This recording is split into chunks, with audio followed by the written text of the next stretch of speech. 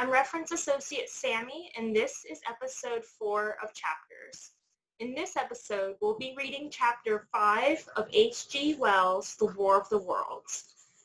To catch you up, mysterious cylinders have come down from the sky after our nameless narrator saw a mysterious flash while looking through a telescope at Mars. Enjoy the chapter. After the glimpse I had had of the Martians emerging from the cylinder in which they had come to the earth from their planet, a kind of fascination paralyzed my actions. I remained standing knee-deep in the heather, staring at the mound that hid them. I was a battleground of fear and curiosity. I did not dare to go back towards the pit, but I felt a passionate longing to peer into it. I began walking, therefore, in a big curve, seeking some point of vantage and continually looking at the sand heaps that hid these newcomers to our earth. Once a leash of thin black whips, like the arms of an octopus, flashed across the sunset and was immediately withdrawn, and afterwards a thin rod rose up, joint by joint, bearing at its apex a circular disc that spun with a wobbling motion. What could be going on there? Most of the spectators had gathered in one or two groups, one a little crowd towards Woking, the other a knot of people in the direction of Shobham. Evidently they shared my mental conflict. There were few near me. One man I approached. He was, I perceived, a neighbor of mine, though I did not know his name, and accosted. But it was scarcely a time for articulate conversation. "What ugly brutes!" he said. "Good God, what ugly brutes!" He repeated this over and over again. "Did you see a man in the pit?" I said. But he had no answer to that. We became silent, and stood watching for a time side by side, deriving, I fancy, a certain comfort in one another's company. Then I shifted my position to a little knoll that gave me the advantage of a yard or more of elevation, and when I looked for him presently, he was walking towards Woking. The sunset faded to twilight before anything further happened. The crowd far away on the left towards Woking seemed to grow, and I heard now a faint murmur from it.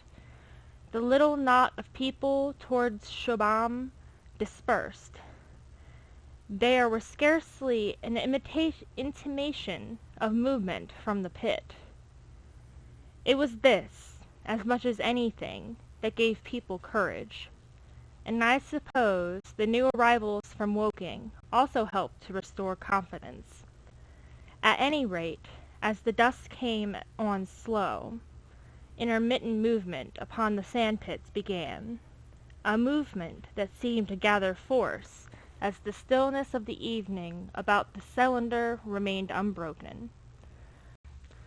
Vertical black figures in twos and threes would advance, stop, watch, and advance again, spreading out as they did so in a thin, irregular crescent that promised to enclose the pit in its attenuated horns.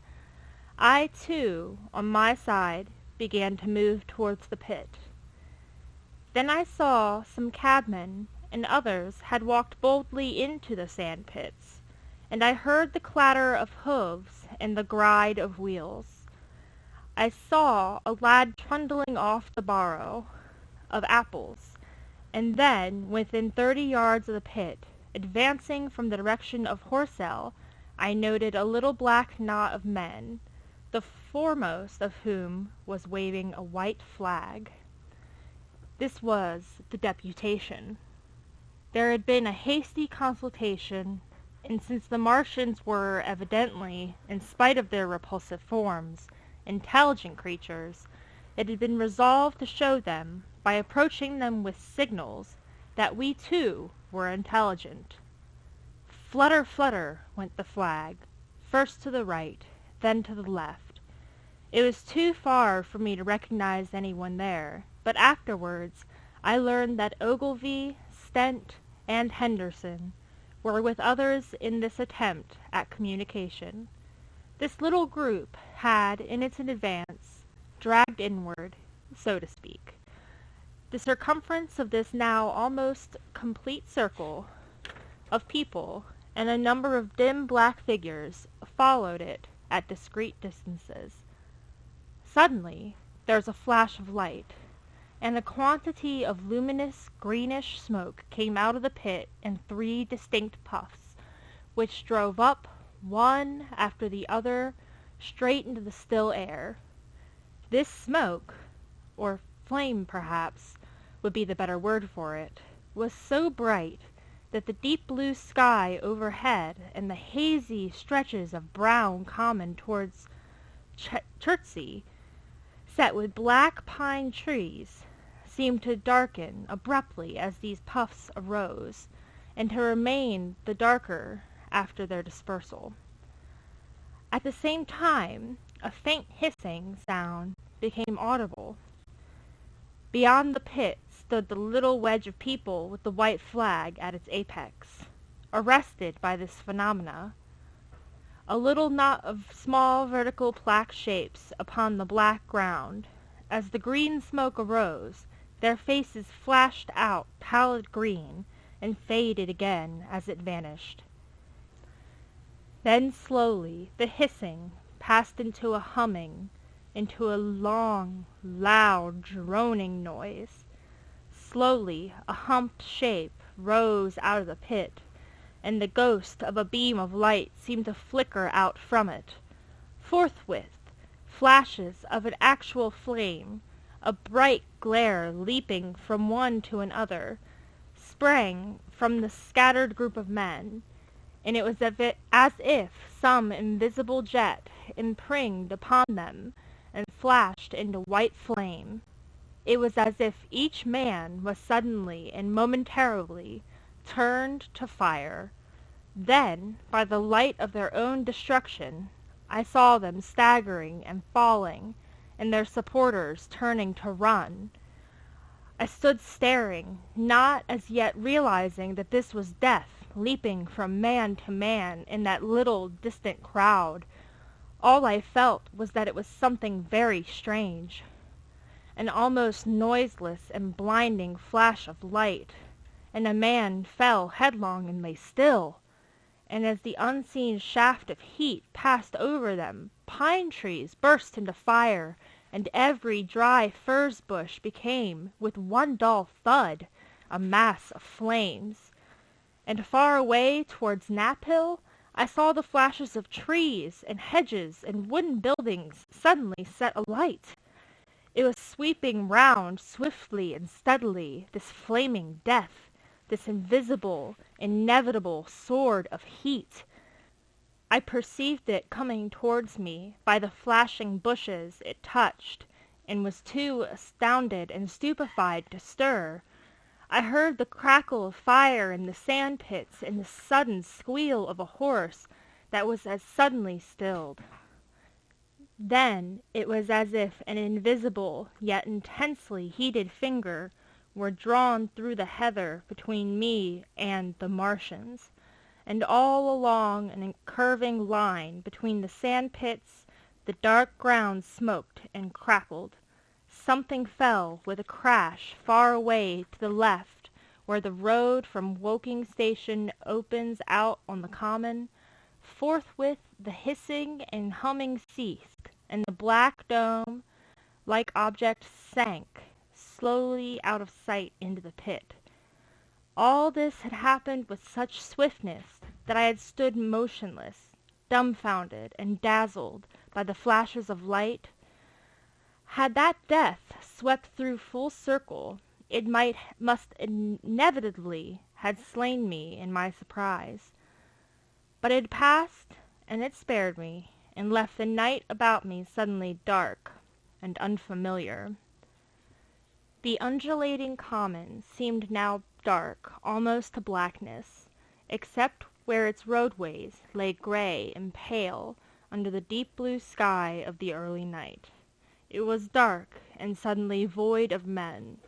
Overhead the stars were mustering, and in the west the sky was still a pale, bright, almost greenish blue. The top of the pine trees and the roofs of Horso came out sharp and black against the western afterglow. The Martians and their appliances were altogether invisible, save for the thin mast upon which their restless mirror wobbled. Patches of bush and isolated trees here and there smoked and glowed still, and the houses towards Woking Station were sending up spires of flame into the stillness of the evening air. Nothing was changed, save for that and a terrible astonishment. The little group of black specks with the flag of white had been swept out of existence, and the stillness of the evening, so it seemed to me, had scarcely been broken. It came to me that I was upon this dark common, helpless, unprotected, and alone. Suddenly, like a thing falling upon me from without, came fear. With an effort, I turned and began a stumbling, ran through the heather. The fear I felt was no rational fear, but a panic, terror, not only of the Martians, but of the dusk and stillness all about me. Such an extraordinary effect in unmanning me it had had that I ran, weeping silently as a child might do. Once I had turned, I did not dare to look back. I remember I felt an extraordinary persuasion that I was being played with, that presently, when I was upon the very verge of safety, this mysterious death, as swift as the passage of light, would leap after me from the pit in the cylinder and strike me down.